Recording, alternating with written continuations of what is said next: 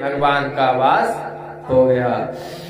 धर्मः प्रोज्झित कैतवोत्र परमो निर्मत्सराणां सतां वेद्यं वास्तवमत्र वस्तु शिवदं तापत्रयोन्मूलनम् श्रीमद्भागवते महामुनिकृते किं वा परैरीश्वरः सद्यो हृदयवद्धृतेत कृतभिः शुश्रूषुभिः तत्क्षणात्।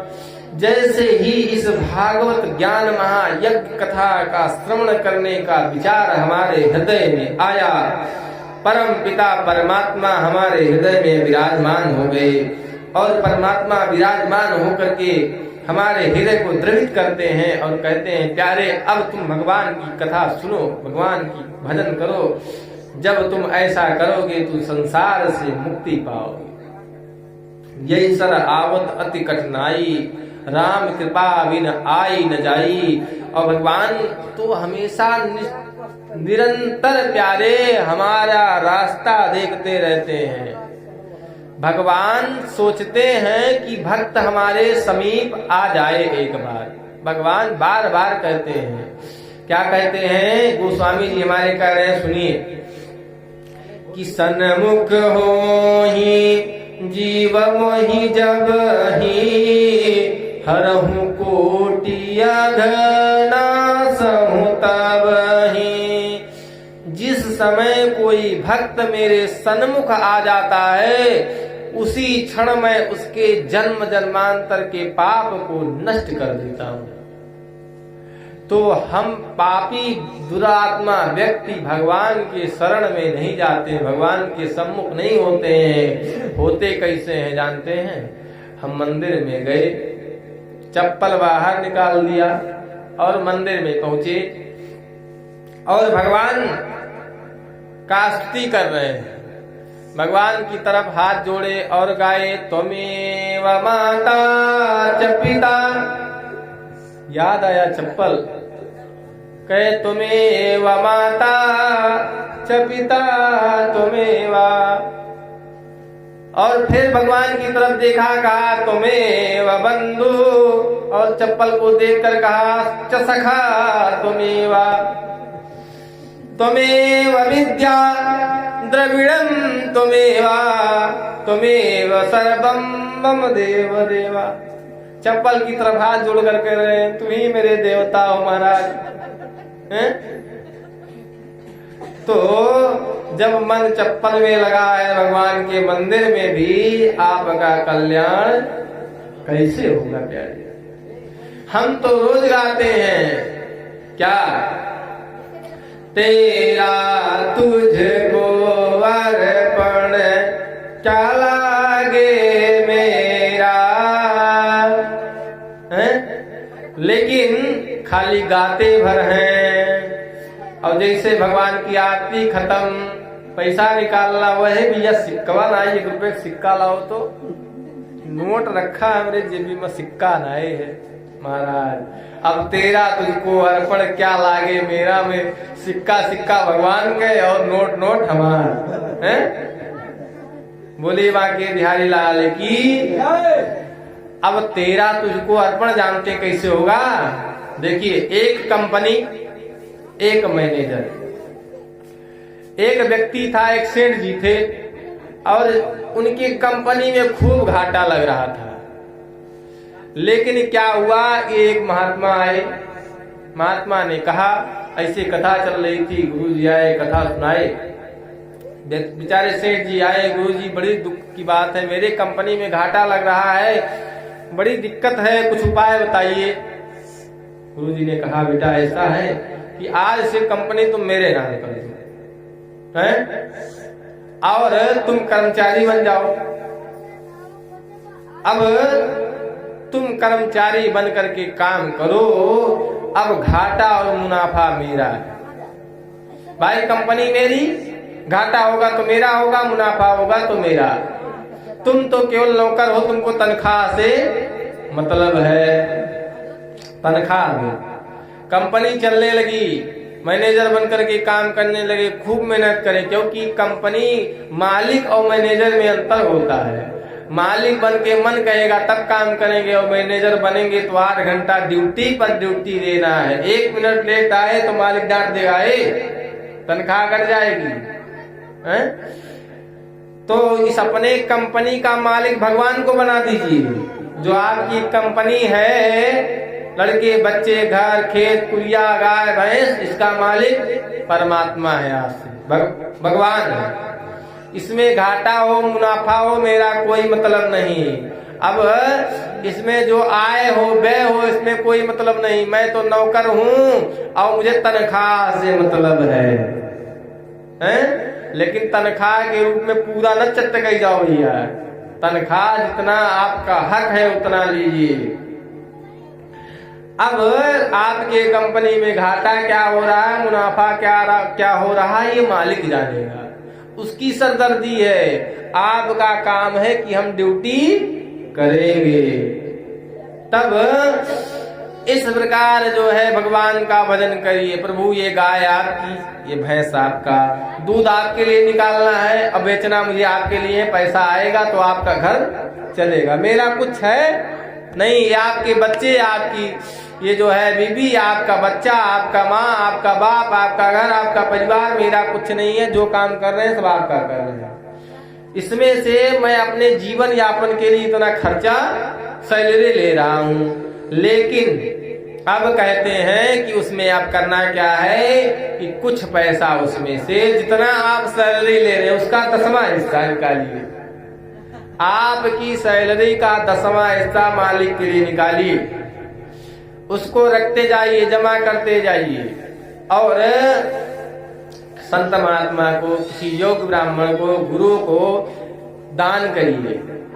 किसी प्रयोजन में, कथा भागवत में लगाइए, कुछ धर्म कर्म करिए, इत्यादि इत्यादि। उस पैसे से जो आप 10वां हिस्सा निकाले उससे काम करिए। 10वां भी ना निकाल सके तो 100वां निकाल लीजिए।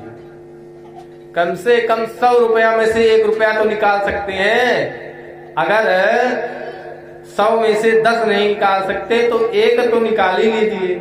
1000 आया है, 100 रुपया भगवान के नाम पे, 50 भगवान के नाम पे, ये जो है ऐसे आप निकाल दीजिए। और देखिए आपका घर द्वार भी चलेगा, और कुछ भी आप कर्म करेंगे उसका दोष ना प्रायश्चित। भाई कंपनी फूक जाए, मालिक की गई, मेरा क्या, मैं तो अपने सैलरी से मतलब। अगर गार्ड कुछ गलती कर दे तो मालिक को सजा होती है, गार्ड को नहीं होती है। नौकर मशीन जला दिया तो मालिक का नुकसान हुआ, बनवाएगा मालिक, नौकर को नहीं बनवाना है। तो आप अपने जीवन का मालिक मत बनिए, अपने जीवन का भी भगवान को मालिक बनाइए और दास बन करके, नौकर बन करके रहिए। भगवान ने गीता में कहा है कि सर्वधर्मान् परित्यज्य मामेकं शरणं व्रज अहं त्वा सर्वमोक्षामि। मैं तुम्हें सारे कर्मों से मुक्त कर दूंगा। मेरा बन करके रहिए। आप अपने दोनों हाथ उठा करके कहिए मैं आज से परमात्मा का हूं, मेरा संसार में कुछ नहीं है। अच्छा भैया, जिसको आप मेरा कह रहे हैं क्या आपका मेरा है? थोड़ा सा सोचिए, मैं सोचवा दे रहा हूं कैसे। एक आप अपने आप को जोड़ लीजिए कि जैसे मैं हूं, मैं कहूं कि शरीर पे केवल और केवल मेरा अधिकार है। क्या मैं अपने शरीर का मालिक हूं? कोई भी अपने शरीर का मालिक है कि नहीं? अगर है तो कैसे? पिता कहेगा कि मेरा बेटा है, माँ कहेगी मेरा बेटा है, भाई कहेगा मेरा है भाई, बहन कहेगी मेरा भाई है, पत्नी कहेगी मेरा पति है, आपका बेटा कहेगा मेरा बाप है, आपका नौकर कहेगा मेरा मालिक है, आपका मालिक कहेगा मेरा नौकर है।